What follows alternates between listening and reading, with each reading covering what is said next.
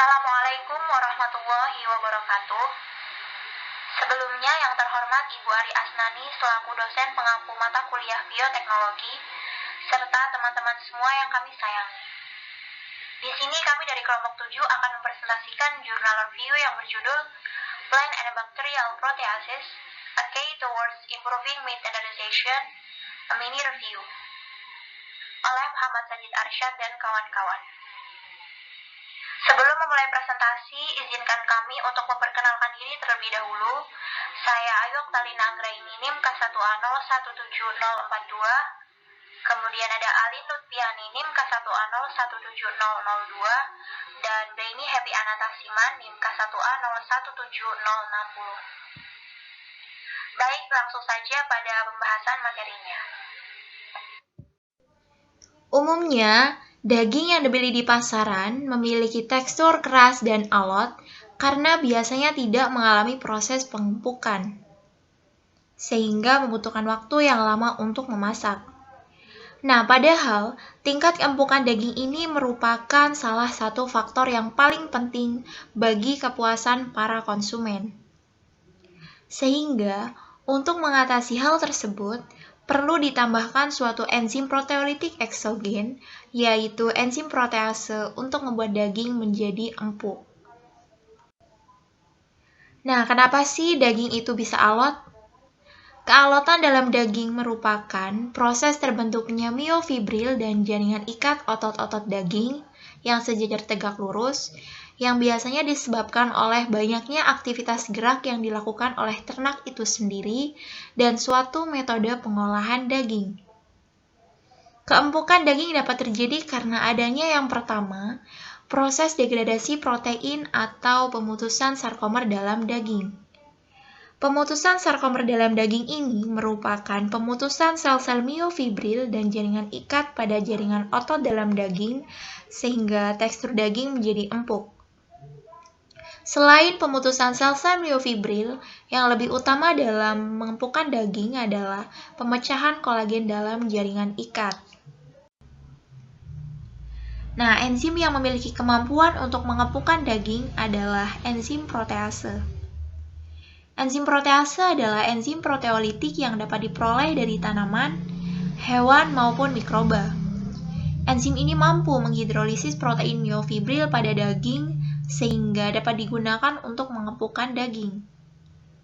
Enzim protease yang umum digunakan untuk mengempukkan daging berasal dari tanaman seperti papain dari tanaman pepaya, kemudian bromelain dari buah nanas, visin dari tanaman fig, actinidin, kalpain, dan alternatif lain dalam pengempukan daging menggunakan sumber protease dari bakteri. Nah, selanjutnya adalah faktor-faktor yang mempengaruhi keempukan daging. Faktor-faktor ini dibagi menjadi dua, yaitu antemortem dan postmortem. Antemortem seperti bangsa atau jenis ternak dan jenis kelamin, kemudian ada umur dan berat tubuh. Umur dan berat tubuh ini punya hubungan yang erat antara satu dengan yang lainnya. Dengan bertambahnya umur dan berat tubuh, maka akan terjadi peningkatan depot lemak dan persentase otot dan tulang. Kemudian ada nutrisi. Dengan pemberian ransum yang sesuai untuk penggemukan, maka akan mempengaruhi kualitas daging atau keempukan daging. Selanjutnya adalah postmortem, seperti aging atau pelayuan, dapat mempengaruhi tenderness daging sapi atau keempukan daging sapi. Pelayuan daging adalah penanganan daging segar setelah penyembelihan dengan cara menggantung atau menyimpan selama waktu tertentu pada temperatur di atas titik beku daging. Biasanya, pelayuan daging ini disimpan pada temperatur 0 sampai 30 derajat Celcius. Kemudian ada metode pemasakan, temperatur, dan lama pemanasan. Yang terakhir adalah penggunaan tenderizer. Biasanya, bahan yang digunakan sebagai tenderizer ini berupa enzim seperti papain, bromelain, dan visin.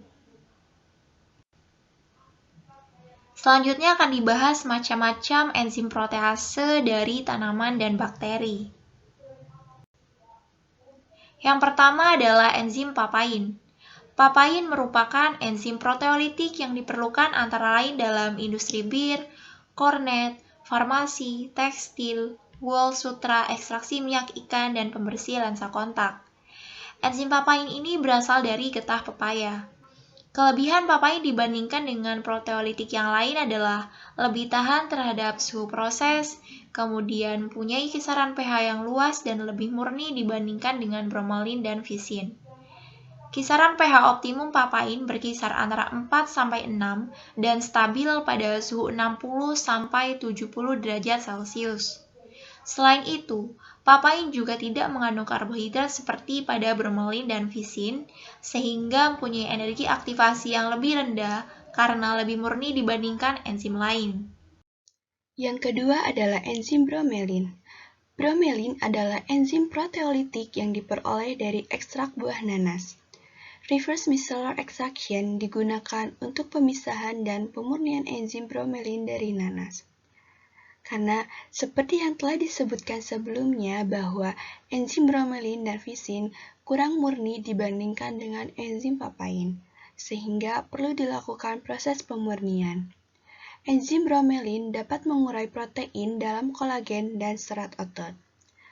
Penggunaan enzim bromelin dalam memproses daging sapi dewasa menunjukkan hasil terbaik pada komposisi 10 mg per 100 gram daging selama 24 jam pada suhu 4 derajat Celcius dan diikuti dengan peningkatan suhu pada kecepatan 1 derajat Celcius per menit hingga mencapai 70 derajat Celcius. Bromelin penting untuk tenderisasi daging dalam industri dengan lingkungan yang terkontrol dan berguna untuk jaminan kualitas dan kemurnian mikrobiologis. Yang ketiga ada enzim visin dan actinidin. Visin merupakan protease sulfihidril atau cysteine yang biasanya diperoleh dari Ficus carica. Protease sulfihidril sendiri merupakan protease yang mempunyai residu sulfihidril pada sisi aktifnya. Pada tahun 2008, visin yang diperoleh dari Ficus racemos memiliki berat molekul protein 44,5 kilodalton dan menunjukkan aktivitas maksimum dalam kisaran pH optimal 4,5 sampai 6,5 pada 60 derajat Celcius. Sifat-sifat ini menjadikan visin sebagai salah satu kelompok protease yang bermanfaat dalam proses tenderisasi daging. Actinidin merupakan protease sulfihidril yang diekstraksi dari buah kiwi. Actinidin memiliki berat molekul 32 kilodalton. Actinidin digunakan untuk meningkatkan proses kimia pada proses tenderisasi daging, yaitu degradasi protein myofibril menjadi peptida. Actinidin memiliki suhu inaktivasi yang relatif rendah. Hal ini membuat actinidin lebih mudah untuk mengontrol proses tenderisasi tanpa terlalu matang. Yang keempat ada enzim kalpain. Enzim kalpain berguna pada proses tenderisasi daging dan juga meningkatkan kapasitas penahanan air selama proses postmortem aging. Sistem kalpain terdiri dari 3 anggota, yaitu M-kalpain, mu-kalpain, dan kalpastatin. M-kalpain dan mu-kalpain adalah cysteine protease, dan aktivitas proteolitiknya dipengaruhi oleh oksidasi yang dapat mempengaruhi kualitas daging segar. Kelembutan daging mengalami perubahan setelah disembelih karena adanya aktivitas dari kalpain dan kalpastatin endogen. Kalpain ini mendegradasi protein myofibril, tropomyosin, troponin T, troponin I, C-protein, konektin, titin, vinsulin, dan desmin. Yang terakhir adalah enzim bakteri. Selain bakteri dengan aktivitas proteolitik memainkan peran penting dalam degradasi protein dalam daging serta produk daging. Enzim bakteri dinilai lebih efisien dalam menghidrolisis myofibril dan kolagen protein daripada papain. Protein daging dapat dihidrolisis oleh enzim bakteri seperti protease dari Aspergillus oryza dan Bacillus subtilis. Penjelasan lebih lanjut akan enzim bakteri serta tanaman dijelaskan pada tabel 1. Pada tabel 1 ini dapat dilihat bahwa masing-masing protease seperti papain, bromelin, fisin, aspergillus, dan bacillus memiliki pH, suhu, kekuatan hidrolis protein myofibril, dan kolagen yang berbeda-beda. Selanjutnya disajikan tabel 2 yang menunjukkan aktivitas dan aplikasi berbagai protease dari tanaman dan bakteri.